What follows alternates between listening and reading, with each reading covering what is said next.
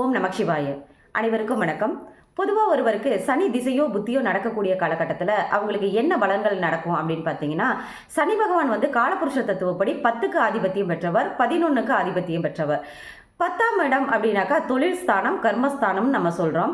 அப்போ தொழிலை அவங்களுக்கு கொடுப்பாரு அப்படின்னு சொல்லலாம். அதாவது சொந்த தொழில் செய்யாதவங்களுக்கு சொந்த தொழில் செய்யக்கூடிய அமைப்பு அவங்களுக்கு உண்டாகும். ஏற்கனவே சொந்த தொழில் செஞ்சுட்டு இருக்கவங்களுக்கு அதில் ஒரு முன்னேற்றம் கிடைக்கிறதுக்கு வாய்ப்புகள் இருக்குது. ஒருவேளை கூலி தொழிலுக்கு போகிறவங்களுக்கு கூட அங்கே வேலை செய்கிற இடத்துல அதிகமான வருமானங்கள் வர்றதுக்கு அதிகமான வாய்ப்புகள் உண்டு.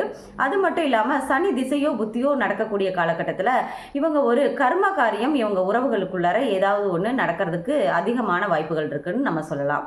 அப்போ சனி பகவானுடைய கெடுபலன்கள் அப்படிங்கிற விஷயங்கள் நமக்கு நடக்காமல் இருக்கணும் அப்படின்னா நம்ம என்ன பரிகாரங்களை மேற்கொள்ளலாம் அப்படின்னு பார்த்தீங்கன்னா, சனி பகவானுக்கு உண்டான மரம் வன்னி மரம். வன்னி மரத்தை தண்ணீர் ஊற்றி வளர்த்து வரும் பொழுதும் அவருக்கு உண்டான தானியம் எள்ளு.